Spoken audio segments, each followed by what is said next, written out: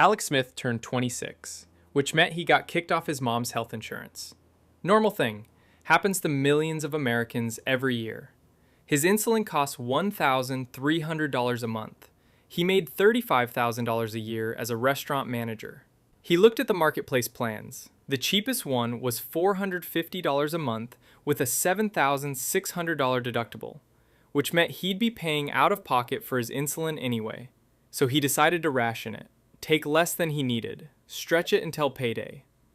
They found him dead in his apartment, alone, 3 days before his next paycheck. The insulin pen next to him was empty. That was 2017, and I'm telling you this story right now because what happened to Alec is about to happen on a scale that nobody in this country is ready for. A law was signed last July that is going to strip health insurance from 17 million Americans over the next few years. Some of those cuts started in January, more are coming in October, and most people have no idea it's happening to them until the letter shows up in the mail. This is not political. I don't care who you voted for. This video is about whether you and your family have a plan for what comes next, because right now, most of you don't. Okay, let me break down what actually happened, because the media coverage on this has been terrible. On July 4th, 2025, the One Big Beautiful Bill Act was signed into law. I know, the name, whatever. What matters is what's inside it. This law cuts over $1 trillion from Medicaid and the Affordable Care Act over the next decade. $1 trillion. That's the largest rollback of federal health coverage in American history. Not one of the largest, the largest. Here's how the Congressional Budget Office breaks it down. 11.8 million people will lose Medicaid coverage directly. Another 3.1 million will lose coverage through marketplace plan changes. And because the enhanced premium tax credits that kept ACA marketplace plans affordable expired at the end of 2025, another 4.2 million people are getting priced out of their plans right now. Added up, the Kaiser Family Foundation estimates roughly 17 million more Americans will be uninsured because of this law and related policy changes. 17 million people. And here's what makes this different from normal political back and forth about healthcare. These cuts don't hit all at once, they're staggered, which means most people won't realize they're affected until their specific deadline passes. Let me walk you through the timeline, because this is the part nobody is laying out clearly. January 2026. That already happened. That's right now. The enhanced federal matching funds that incentivize states to expand Medicaid? Gone. Which means 10 states that never expanded Medicaid coverage now have zero financial reason to do it. And states that did expand are starting to feel the budget pressure. Also January 2026, the enhanced premium tax credits that were keeping marketplace plans affordable expired. If you bought an ACA plan through healthcare.gov, your premiums may have jumped dramatically. Some people are seeing increases of 100% or more. A 56-year-old woman outside Nashville saw her premiums jump tenfold. She started rationing her rheumatoid arthritis medication. October 2026.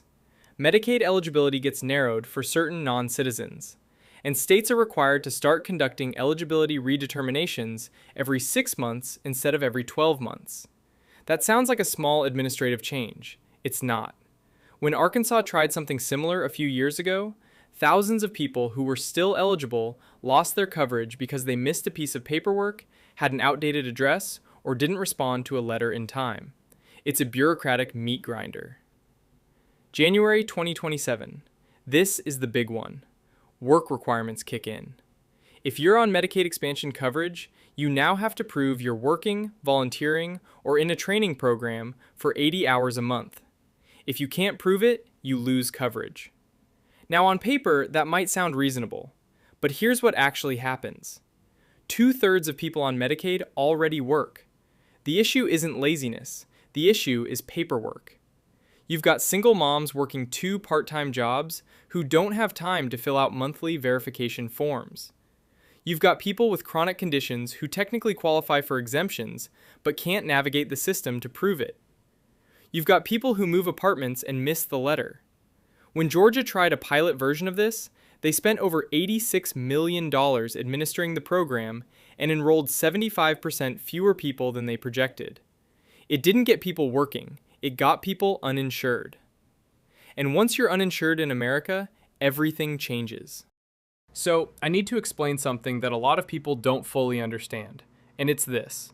In every other wealthy country on earth, getting sick doesn't bankrupt you. That's not an exaggeration, it's just a fact. The United States spends more per person on healthcare than any other nation, over $13,000 per person per year. The next closest country is about $3,700 behind us. We spend nearly double what comparable countries spend. And for that money, we don't live longer, we don't get better outcomes, we actually see the doctor less often and spend fewer days in the hospital.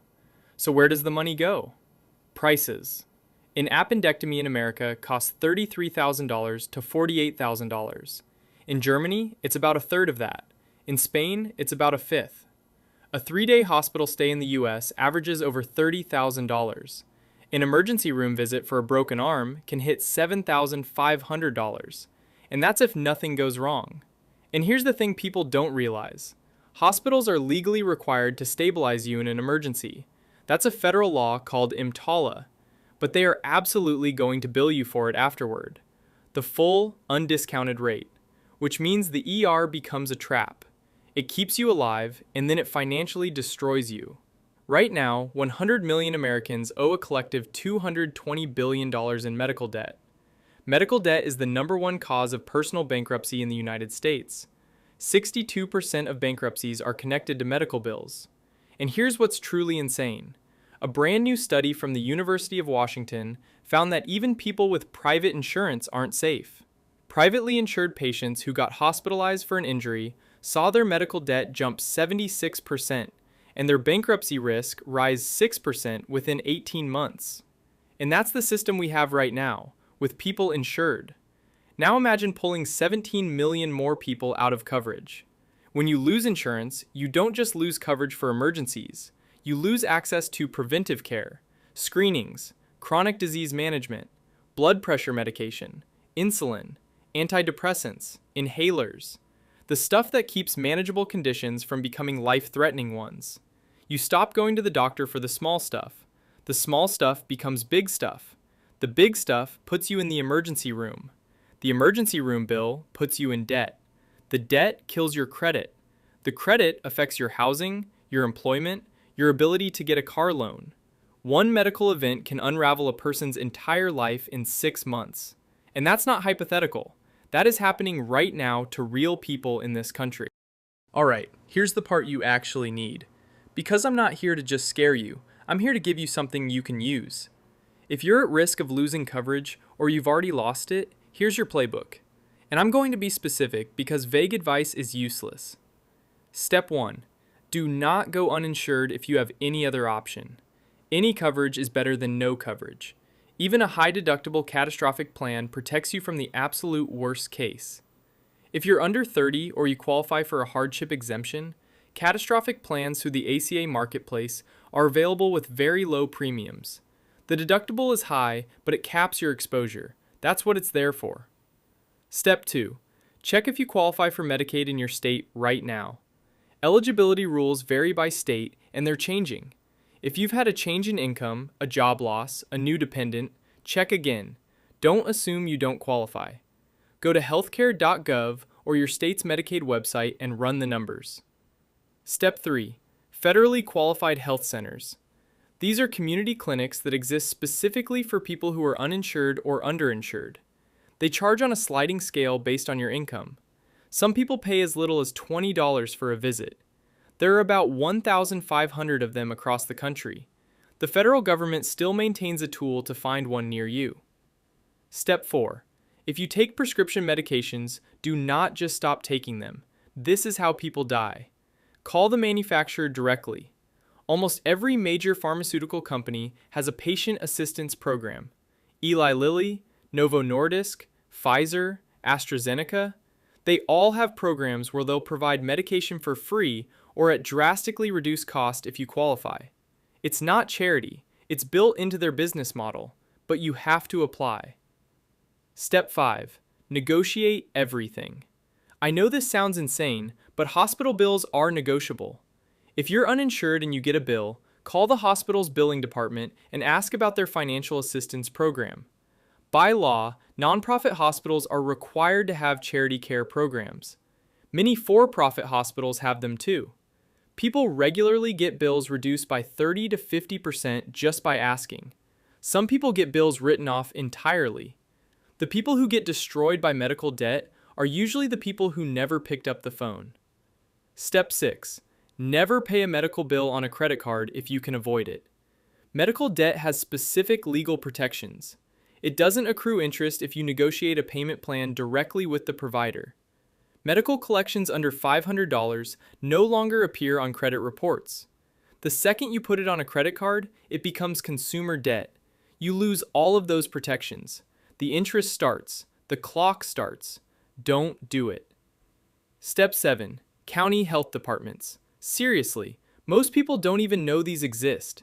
Your local county health department likely offers free vaccinations, flu and COVID testing, STI testing, family planning services, and sometimes dental and mental health services. It varies by county, but it costs nothing to check. And step 8, the one nobody wants to hear. Build a health emergency fund right now, even if you have insurance, because the average marketplace deductible in 2026 is $5,300 for a silver plan and over $7,000 for a bronze plan. 1 in 3 privately insured households doesn't have $2,000 in savings. That means one bad day, a car accident, a fall, a burst appendix, and you're underwater. Let me step back for a second because I think this is important. The United States is the only wealthy nation on earth where medical debt exists at scale. In the UK, a broken leg costs you nothing. In Germany, an appendectomy doesn't bankrupt you. In Australia, you don't ration your insulin. In Japan, a hospital stay doesn't trigger a bankruptcy filing. In Canada, you don't set up a GoFundMe to pay for chemotherapy. This is not an unsolvable problem. Every other comparable country figured it out. They did it with different systems, single-payer, multi-payer, hybrid models, but they all arrived at the same conclusion. You cannot let healthcare costs bankrupt individuals. It doesn't work. It's more expensive for everyone in the long run. But that's the system we have. And right now, it's about to get worse for 17 million people. So you need to be ready. The people who survive this aren't the ones with the most money. They're the ones with the most information. They know what programs exist. They know what to ask for. They know their rights. They don't panic, they prepare. That's what this video is for. Look, I know this is heavy, and I know a lot of you watching this are thinking, I'm fine, I've got insurance through work, this doesn't affect me. Maybe, but you're one layoff away from it affecting you. You're one corporate restructuring away. One divorce, one job change, one age off your parents' plan moment away. Alec Smith had a full-time job. He still couldn't afford to stay alive. Save this video. Send it to someone who needs it. Because the people who are going to get hurt the worst by what's coming are the people who didn't see it coming. And if you found this useful, go watch this video next. Because your body is trying to tell you something and you're probably ignoring it.